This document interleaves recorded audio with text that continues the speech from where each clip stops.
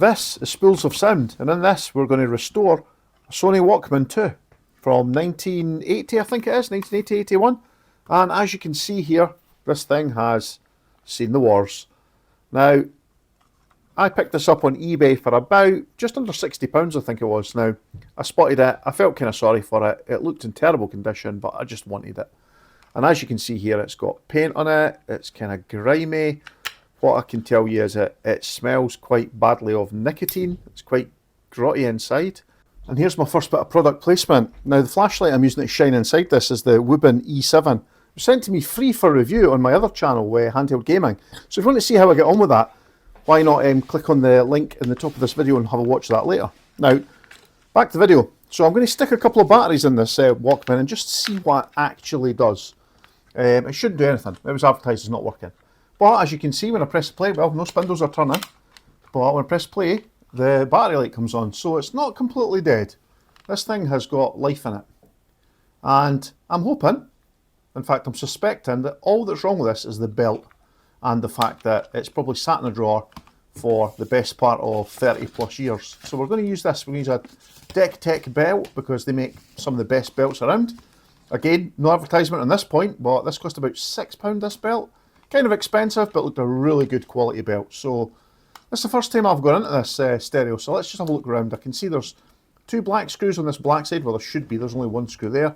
2 silver screws on the other side. So we shall get a little toolkit and some screws. So these screws, I picked these up for £5, £10 I think it was on Amazon. And I'm using my trusty iFixit kit, which has been used a lot over on the Handheld Gaming channel. Absolutely love this kit, it's so good. It's so abused because I use it for absolutely everything. So yeah, we'll get these batteries out, which are a little bit tricky once you've got them in. In fact, these Panasonic cells are a tiny little bit bigger than standard AA's, I think, a little bit fatter, so they were a little bit of a squeeze to get out, but put them to one side. Now, you may notice that little white cable on the bottom of the battery box. That tells me this has been open at some point, and you can see 1 screw is also missing. So that's 2 giveaways this thing's been opened before. So what horrors are we going to find inside? Well, before I go any further, what I'm going to do is I'm going to try and match that screw. So, like I said, a little box of screws from Amazon, just these Chinese things. So, came with 2 boxes, 2 different colours, black and white, black and silver, sorry, I should say. So, yeah, let's just hold this up and try and find one that seems to match. Right, I think it's this one down near the end here. It looks about the right size and length. So, we'll get the box open. And that in itself has its own problems because these things aren't really designed to clip back together. They're just taped shut. So we'll cut that open and we'll get into the box. And I'll just check exactly which one it is. It's the top one, is it? The bottom one? Can't actually remember which way in the box was. Yep, I think it's this one. Okay, let's get the box open.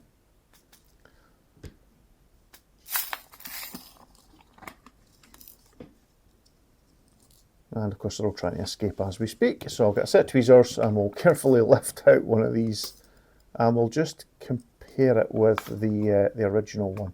We'll zoom in here just so you can see. And sure enough, they look good enough. About the same sort of size, same sort of length, same sort of diameter. So let's just grab that screw and we'll just try and see if we can put it into this screw hole and if it actually takes. That's the first challenge. If we can pass this, we can pass anything, can't we? And that's looking pretty good. Okay, on with the battle. So the restoration, or maybe not restoration, that's probably a bad term for this. This is more of a renovation. We're going to change the belt, that's the aim, and we're going to clean up the outside. This video, I will tell you now, is about 40 minutes long. And the vast majority of this video is just me cleaning this unit. So I'll put chapters on this video so you can watch this initial teardown. If you're trying to fix one of these yourself, this may give you some good pointers, this video. My other videos that I'm planning for the channel will be slightly newer Walkmans, personal stereos, and those will be a little bit more in depth than this. This was pretty much the first personal stereo I opened since I worked on things back in the 80s and 90s, so and it's always just been a hobby for me, so bear with me on this point. For some reason I managed to get my focus completely off at this point, but when it comes to taking the Walkman apart, you don't have to take off the volume here on the front, but I'm doing that because mine was absolutely filthy And I wanted to get right in and clean the contacts from behind as well, because I had a suspicion that this would be, well, literally just full of nicotine and gunge. And it turns out that as I'm taking it apart, I can see the thing is absolutely filthy. So, yep. And using a set of tweezers, hopefully no one's too sharp, is the perfect way to get that centre screw out. As you can see, it looks pretty grubby, a little bit corroded, so we'll get that cleaned up in a moment. Right, let's just pop this case open. So I'm just trying to work exactly to this. Now, what I will say is, some parts of this video were filmed quite a while ago, and I will say now I'm pretty much a dab hand at getting this thing apart. I can get this apart in seconds. So watch out for the opening clip at the front there. That's just kind of push fit, so it's going to fall out in a minute. And there's a spring behind that. Now you will see some of these advertised with the switch being loose. That's because the spring's been lost. So do what I did, tip it over towards the tabletop so that when you do start to open it, the spring falls straight down. Now you open it from the bottom of the case and tilt up towards the audio sockets in the top. Basically just push fits at the top. So let's look at this main board. Right in here, there you go. There's the prime example. There's the the spring and the clip. And that spring is very tricky, as you'll just find out in a second. There you go, nearly lost it already. So the unit itself, a little bit out the bottom of the screen, unfortunately. I apologise for that. This was the first time I tried an overhead whilst fixing one of these, but there's 4 screws. So if you've got it in the upright position like I have just now, you've got on the bottom right. There is one on the 3/4 of the way up on the right, which I'm going to attack next. There it is there. There's one further to the top left of the shell, and there is one down the bottom left. Now the one on the bottom left is a little bit sneaky because it's hidden under a bit of tape. It's not so easy to see, but we'll get to that momentarily. Okay, so that's 3 screws out, with 1 more to go. And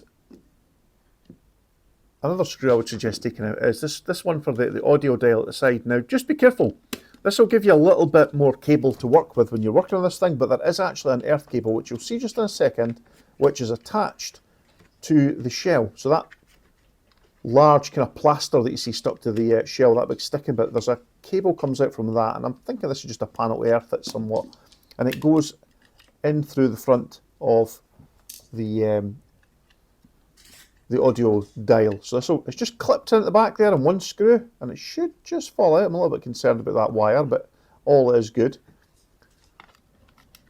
So just give this a little wiggle, it should just come out of here. There we go. And there's the wire that's still attached. But this does give you another maybe 2 inches worth of wire to work on when you're working on this unit, which makes life so much easier.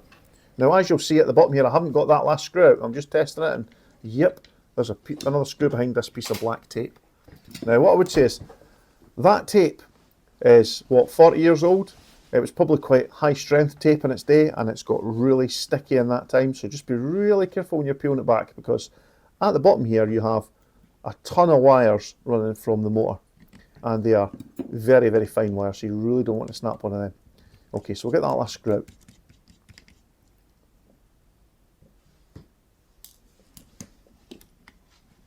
And as you can see, as I can see now, the board is actually mostly loose.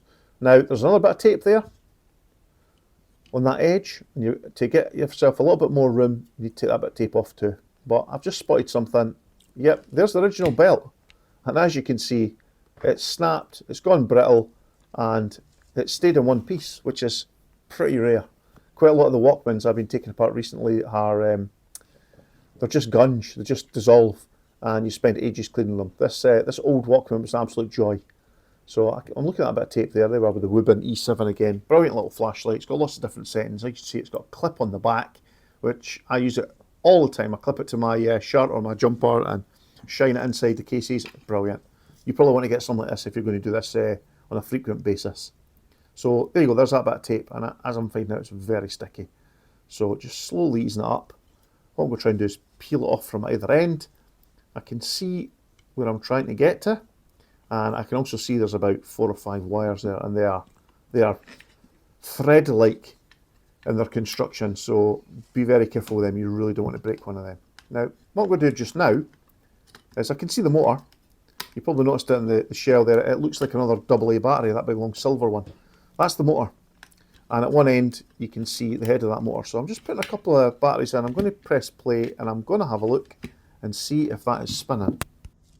And hopefully that's visible in the camera. You can just see that it's turning. If I shine a torch, I'm a bit too close now, but you can just see that's turning. If I press stop and just pulse the play button, you can see it's just turning there. So the motor's good. At least we know the motor's good. We know the belt went, so it's probably just needing the belt. And you probably also noticed on the play and fast forward and rewind button there how grimy this thing is inside. Honestly, I have speculated who owned this device before I purchased it, and I have a feeling it was a painter and decorator who smoked heavily, probably Jack the Lad back in the 80s. This was a good Walkman back in the day, and well, as you can see here, this tape is really gooey, so I'm not going to take much more of that off just now. Right, so let's get this tech cable out, or the band out, and we'll get that connected. Yeah, so as I was saying, I think a painter and decorator had this. There's paint all over it. It's very grimy with nicotine stains inside and dust. It was probably someone that used it a lot back in the 80s. They were probably quite well to do, but got rid of it subsequently. If you had one of these back in the 80s, let me know. I'm interested to know how you looked after yours. So I'm looking in here, I can see that capstan at the end there, the flywheel, that big brass bit is the flywheel, and that joins up the capstan, and below that there is a black gear, which I'll talk about a bit later on in this video, much later on in this video. But I'm just looking to see where the path would go for this rubber belt. Now obviously it goes around the capstan, there's like a separate little spinning brass bit inside there. The band has to go around one side of that, and then it actually twists to go around the motor. So first I'm just going to try and feed it in from this side. Kind of tricky. You need about 16 hands, but you'll manage with 2 if you take your time. So yep, get on the capstan. Hopefully it will stay on the capstan if you keep it relatively taut. Just trying to get over that point where the screw mounts, and I'm not doing a very good job, but we'll get there in a second. Just perseverance and taking your time. So normally I would, when I'm taking a personal stereo apart, I end up having to clean it quite a lot with isopropyl alcohol. In this case, I've not had to do that because it's actually bone dry and clean inside. There is no rubber residue at all. And I can say after probably 100 hours worth of playtime now, that it's still running like a dream. So there you go. You can see it's gone round that capstan, and there's that other brass roller in there. It has to go around one side of that. Now, I have to get behind these wires now with these tweezers so I can get a hold of this band and just twist it so that it goes over the motor spindle. And it's easier said than done. But what I will say is, if you've never done this before, just take your time, take it easy, you'll get there in the end. In fact, it didn't take me many goes to get it on here. In fact, there we have it, it's on. But what I've noticed is it's popped off that centre spindle. So I'm just going to have to stretch in with the tweezers and pull it back over to the other side. Not a big job, pretty easy. There's actually pretty good amount of room in here. You know, these old Walkmans are pretty easy to work on. Okay, so let's get these screws holding this main board back in place. I don't like the idea of them just moving around when I'm testing it further. So, like I say, 4 screws, one on the bottom right, one almost at the top right, one at the top left. We'll do that one first actually. And it goes. I don't like to put them in too tight, just tight enough to hold. And then, okay, we'll do that top right one now. And let's not forget that tricky little one down on the bottom left that's hiding under that bit of tape. And we'll just have to move that tape a little bit out of the way. What I will say is subsequently I just removed all this tape because it was very sticky and it was making the cables kind of sticky, and I used my own tape after that. Something a little bit more modern. Not as hairy and authentic, but still does the job. Right, okay, so we're just going to open this up, pop a couple of cells back in it again. Got the belt in place, so what I want to see is the spindles turning. We're not going to put tape in just now because we haven't cleaned the capstan or the pinch rollers or anything. So, oh look, the flywheel's turning. That's great news. And it looks pretty smooth to me. Now what you won't see on this channel, right now anyway, is me testing these with a 3 kHz tape. What I can say is that I have a made up tape of my own and it seems to play okay. It's a little bit wild and flutter, but you've got to remember this thing's 30 plus years old, so 40 years old in fact, isn't it? So it's pretty old. And yep, it is playing just fine. That's looking good. We'll give it a little fast forward, see what it does. Yep, spinning faster. And we'll try rewind. Oh, that's not working. Let's try that button again. Yep, wasn't quite in place. Yep, that's working now, perfect. So I think we can say this is sufficiently repaired to at least reassemble it. We're going to presume there's no other faults. There could be other things like capacitors that have gone, but nothing looked too bad when I took it apart. I would hope that if a capacitor had gone, I would see quite a lot of damage. Now, before I carry on, I'm just going to clean around all these areas. I can see that there's grubby bits everywhere, all around these buttons. It's just absolutely filthy. So we'll just clean around these buttons. Take our time, because once we try and assemble it, cleaning down the little grooves in the case is going to be kind of difficult. So we'll just take the opportunity now. Now I'm using IPA, isopropyl alcohol, at 99% pure. It's pretty strong stuff. It evaporates really quick. And as you can see, I'm lifting up absolute tons of gunge from these buttons. Now, like I say, this was a junk device when I picked it up. It was not working. It was absolutely filthy, and I'm just taking the opportunity to kind of give it a chance to live again. Any bits where I can see there's gunge got into the shell, I'll just give it a bit of a wipe. Now next up we're going to have a look at this volume heel, because I could see, you can see there's a little bit of surface corrosion on that. So we're going to, first we'll give it a little clean with some isopropyl alcohol, just see if any of it comes off, how much it shines up. Not a lot as it happens, but we'll give it a clean anyway. Then I'm going to use this brush here. We're going to use a brass bristle brush. So it's a pen basically, so we can get right in and we can just gently scour this. So the brass on the, I'm not sure what the finish actually is, in the steel perhaps, should hopefully lift the rust off without causing any damage. And yeah, it does appear to be cleaning it up a bit, so that's good news. So next up we are going to use a little bit of contact cleaner. So this makes a bit of a mess, so I'm going to put a piece of paper down first, just to catch some of the splatter. Again, contact cleaner shouldn't do any damage to your electrical boards here, so just a wee squirt of that. And then we'll give it a little bit of a bit more of a brush, just work that in. See if we can get some of these mucky bits off, and that seems okay, so let's give that another bit of a swab down with some IPA. And that's looking not too bad. I think what we'll do next is perhaps clean this filthy shell. So as you can see inside the shell here, maybe you can't see it so closely, this is absolutely filthy. It's absolutely everywhere. So that's gone via the battery compartment, as you can see there. You just clean along here. Because the shell's split in two, it makes a lot of sense to go around the edges, because those edges are the ones that are, you know, they're exposed when it's closed. And that's where, look how dirty that's got. That's where all the grime gets in, works its way into the shell. So we'll clean all that off. And isopropyl alcohol just, it cuts through all that. It certainly cuts through nicotine, and as you can see how dirty these button buds are getting on the end, there is quite a lot of gunge in here. In fact, the smell is quite horrendous. We'll just get in every little corner. And the good thing is this IPA, it doesn't tend to attract all the gunge as well, so yeah, we'll just get all along the edges here, these tricky bits. I know most people would, you know, change the belt, get a cassette in it, give it a good test up front, but really I just wanted to get this a little bit cleaner because it was so filthy. I just didn't want to touch it. Okay, so I'm quite happy with that. Now, let's just see about putting this back in place. Now, like it goes in reverse order as it came out, so what you have to do is you have to clip in the left side of it into the shell, and then there's one bit where a screw goes in just to lock it in place, and it's just a little bit fiddly.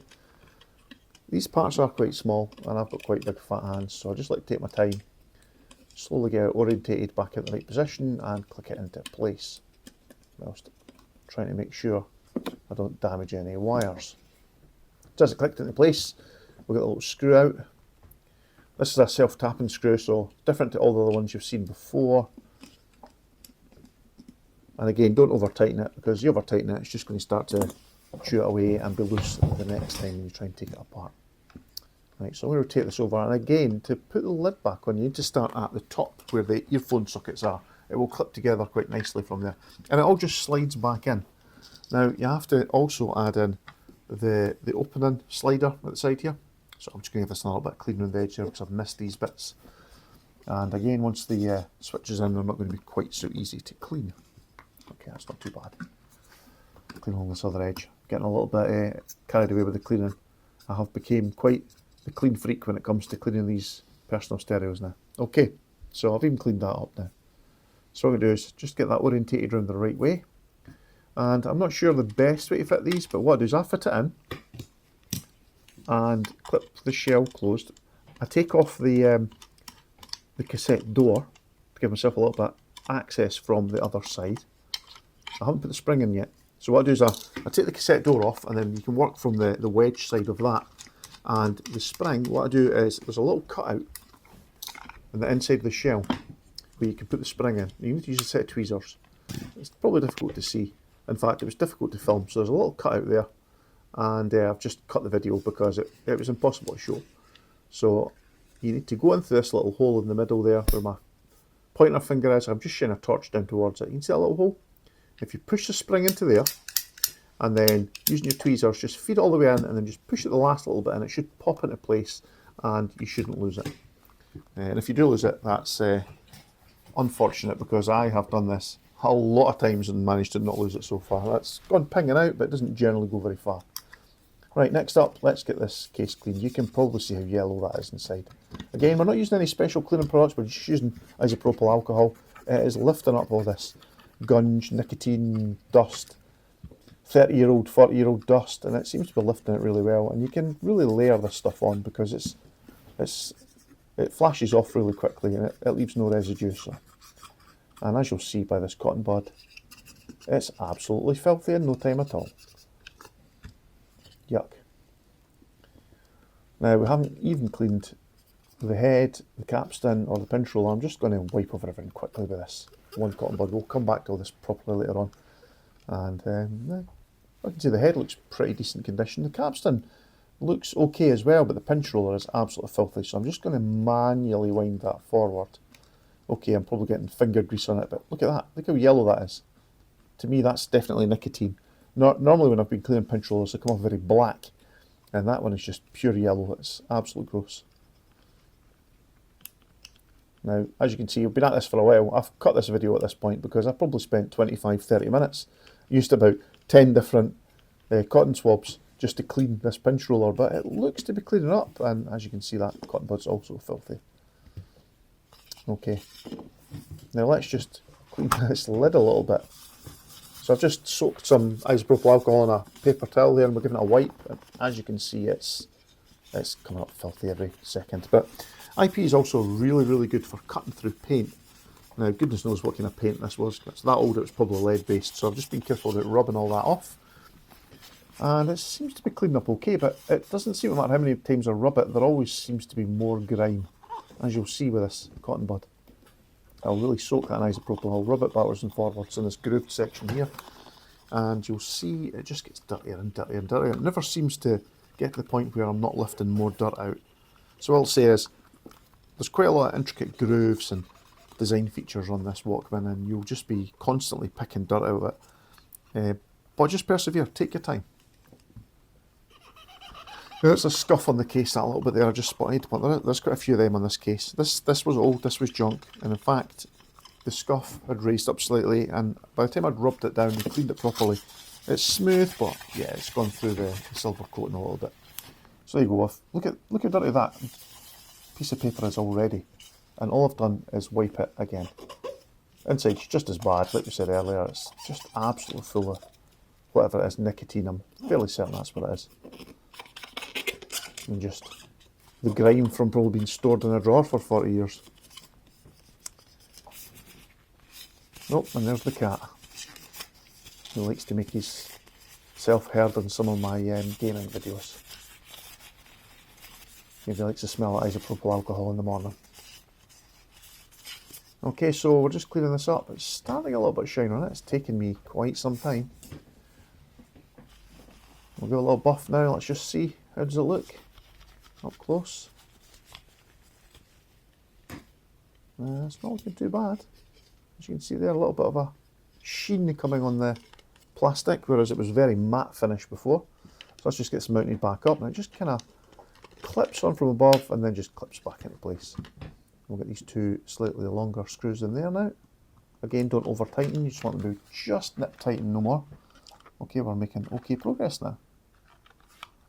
What next? Yeah, let's just get a bit more cleaning in, why not? Eh? This has turned into a cleaning makeover, not my usual type of video. Normally I fix some electrical problem or mechanical piece and then just move on, but yeah, this kind of felt special cleaning this. Every single time I put a cotton bud in the IPA and then wiped it somewhere on this device, it came up dirty. So yeah, we'll just quickly go around the edges. Any bits that I've maybe not done yet. This will loosen up any dirt for the cleaning part that we'll do later on in this video, where I use cleaning products that you wouldn't normally think to use on something like a personal stereo. Yep, that's actually cleaning up not too bad. And the Sony bit here, it seems to be like a little metal finish, and it's quite intricate. It's a bit like when you're cleaning your badges on a car, you know, they're really fiddly and difficult to get in and clean properly. But as you can see, even wiping it there, it still looks grubby. It's looking cleaner, it still doesn't look clean enough. And you see that every time I lift off the paper towel with isopropyl alcohol on it, it just gets more and more dirty. So that's damage on the shell there as well. I'm not sure how that's occurred. Looks like it's taken a knock, and it looks like the paint's kind of swelled up over the years. Now, as I've rubbed it down later on, I managed to get a bit more of a sheen on that. There's still a mark, but it's not nearly as prominent as it was. And here we go. Just a good example of how much paint is on this thing. Every single side of it had little splatters like this. So that suggests to me somebody's been using this whilst painting. It's not been sitting somewhere that's got splattered. This has been on somebody's hip while they listen to their favourite hits from Duran Duran or Billy Joel.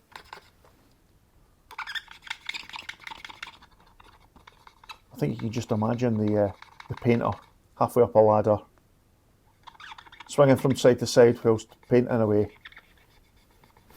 And he's left me with this absolute nightmare of a job to clean up. But we're getting there. It's definitely coming on. As you see, the IPA lifts this paint off no problem, and it's not damaging any of the original screenwriting on the shell, which is great news. And yep, no matter how many times I rub it, it just gets more and more dirty. The never-ending clean. Bit more buff in. Okay, I think that's as good as we'll get it with isopropyl alcohol. Other than this black section here, which has still got some paint on it, yep. And as you'll see here, once you get a bit of isopropyl worked into that, it just dissolves away, it's great. Will, however, make your hands extremely dry. So if you've got dry hands and you want to restore one of these devices, maybe get some IPA resistive gloves of some sort. And as you can see, it's another one of these intricate bits with little ridges. It's difficult to really get in and give it a proper clean, but I'll try anyway. If I can lift out most of this muck, it will help the job later on. Okay, right down here as well. And we're nearly done with the cleaning. I think what we're going to do now is we're going to move on and reassemble this volume wheel. In fact, we're going to clean the volume wheel because even that is filthy inside. And it's got a knurled edge to it to make it a little bit more tactile, and clearly it's been used with dirty hands over the years as well, so that as well is filthy. So we're going to have to upend that and just scrub our way around that as well. And I seem to be getting somewhere. It's looking not too bad. I'll just zoom in, you can see yourself. This is actually cleaning up not too bad. There's a bit of a grubby bit there, and what I will say is it took a bit of coming back to and redoing, but we did eventually get that bit cleaned out entirely.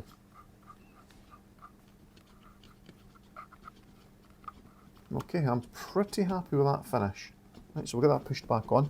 Now, it does sort of lock on in a certain position, so turn it left and right as far as you can a couple of times, and just make sure you get it to go to zero volume pointing straight up, and then volume 10 pointing straight up, right in the middle of the U of the word volume. Okay, and even the centre lock-in pin, I've managed to clean that up as well. Now what I'll suggest here, this isn't what I've done, but what I suggest you is just roll it in with your thumb, 2 or 3 turns, before you try and adjust it with a set of tweezers, because if you put the tweezers in straight away, it's just going to fall to one side. So I did eventually go do that and roll it in with my thumb a few turns and then finish it off. Now it doesn't have to be super tight. In fact, what I did was I turned my Walkman around to the 0 position, and I got it horizontal. So I just twisted it around until it was a good position for horizontal. You don't see that in the image just now, but yeah, that's how it was when I finished. And finally, let's get these side screws in. So the silver screws go on the silver side of the case, and the black coloured screws go on the black side of the case. Simple as that.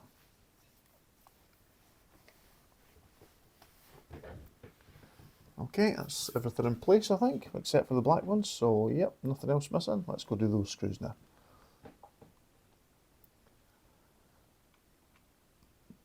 And these screws are pretty small, has to be said. They really don't want to sit too well on the end of the iFixit screwdriver, but we get there in the end. I find it somewhat interesting that the much more modern Panasonic, very slimline Walkmans that I work on have got what feel like larger screws. Certainly got a larger head on them than the ones used in the Sony, which is a little bit bigger. I might do a comparison video at a later date between the Sony Walkman 2, which was the smallest Walkman in the world when it came out. It was only the second Walkman, but it was the smallest in the world, and it's smaller than some of the new stuff you can buy now, like the FIO CP13. It's smaller than that, it's lighter than that, and while it's plastic, it actually feels a little bit more premium. This is looking pretty good. I've cleaned this up with alcohol and it's actually shined up pretty well. But I'm just going to give this side, which is, it's been sitting like this side a little bit of a buff up with some cleaning products I use on my car, and it might shine up the glass a little bit as well. Let's see how we get on. What I'm using is this Poor Boys SSR1. It's super light swirl remover abrasive, and it is slightly abrasive, but look at the muck that's came off. That's just cleaning the shell. So I put a little bit more on. We're going to do the glass screen protector, and all you do is rub it on backwards and forwards, up and down, round and round. Just keep doing that, side to side, up and down, round and round. And I'll give it a couple of coats of this, not pressing down too heavily to be honest, very gentle, because I want it to clean up the surface but not dig in too much. And we'll cut back in a minute when I've done the front as well as the back. Okay, I think I've got that about as good as I can get. It's got a little bit of a gloss on it. Still a little bit scratched in places. I wonder if we should get better light here. Hold on, let me turn my flash on. I think that's came up pretty decent. I mean, it's got scuff marks in it. There's nothing I can do about that. But generally speaking, remember this thing it's covered in paint and it's still pretty grutty in there. I've not cleaned this black bit yet, but I've cleaned the rest. Let me move on to that next. But yeah, it's coming out well. That's a scuff on the case as well, but generally speaking, the cleaner it is, the more shiny it looks. Who knew?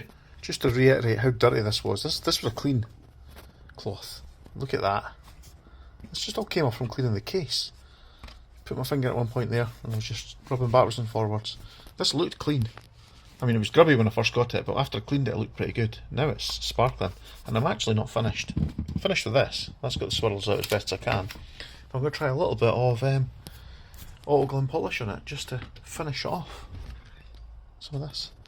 So following on from all this mess that's been removed, it's going to use a little bit of solid resin polish. This is fine on cars, for metal, plastic, glass, all kinds of different trims. So it should be okay on this. It's a bit watery, but we'll give it a go. I'm just going to put it on the back first. Go on all the glass and everything, so I'm just going to cover it up. And you let this flash off, and then it gives a nice shine afterwards. And I'll do all the surfaces, and then we'll come back and buff it in a moment. As you can see, this is flashed off. It's almost dry. Once it's dry, I'm going to give this a little buff up. And we'll see if it makes much difference. Should make it feel a little bit nicer on the hand. And make it a little bit more sheen without being too shiny. And there we have it. That's us done. And I'm pretty pleased with the finish on this. Looks not bad at all. Look at that. Okay, so it's a bit scratched.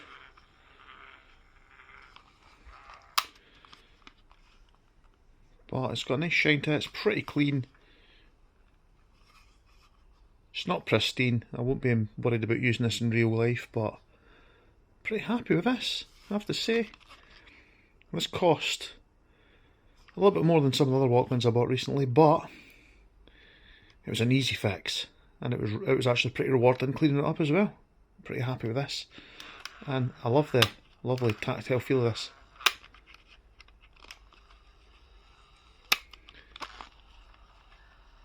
And I would have really liked one of these back in the early 80s. I remember when these came out. This is actually pretty small for its age. It's quite big compared to my my Panasonic, which I quite like using, but there's a bit of heft and a bit of weight in this. It feels like it's metal, although it's all plastic. It's got a nice solid construction, and I was really surprised how well it sounded when I put a cassette in, and we'll cut over and I'll show some of that now. The demo cassette that I made myself wasn't working. I think that's because it got a little bit damaged whilst I was trying to fix one of the other cassette players. So I'll record a new one, which means a new cassette getting used for that. But pre-recorded stuff, it seemed to be playing that pretty well. To round off this video's actually been months in the making. This started about August, I think, when I first picked this up. I used it on holiday in October, and the grinding sound you heard earlier in the video, that was a fault. I subsequently traced it down to the capstan, you know, that golden bit that we put the rubber band round. On the underside of that capstan gear, there is actually a little toothed gear, and it was worn quite badly. So I got probably about another 50 hours worth of play of it before it started kind of skipping. It wasn't playing smoothly, so I had to get a new gear to fit into that capstan. And once that was replaced, everything was absolutely rosy. So as you can see, it's holding up really well to use. A couple of little additions. I purchased a 3D printed cover. Doesn't look great. It works mostly, but it does fall out quite often. When there's a cassette on, it's not a problem, and I've got some any loops in there just now. I also picked up a proper original caddy for it, so I can actually use it as a belt clip, which is pretty good. It fits in here nicely.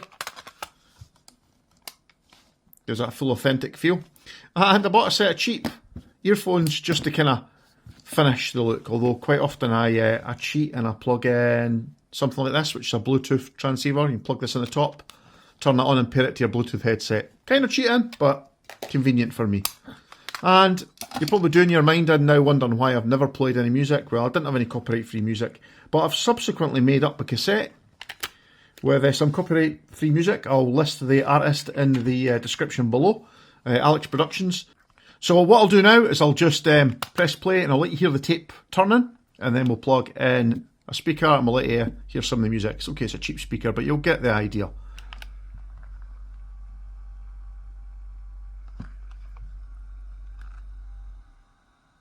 As you can hear, that's pretty quiet. Quieter than the Panasonic units that I normally use. Pretty impressed with that so far. So, in the fade out, I'll leave you with some music. Thanks for watching. I'll hopefully catch you in the next video. And thanks for subscribing if you have. And if you haven't, why haven't you? Get that subscribe button pressed.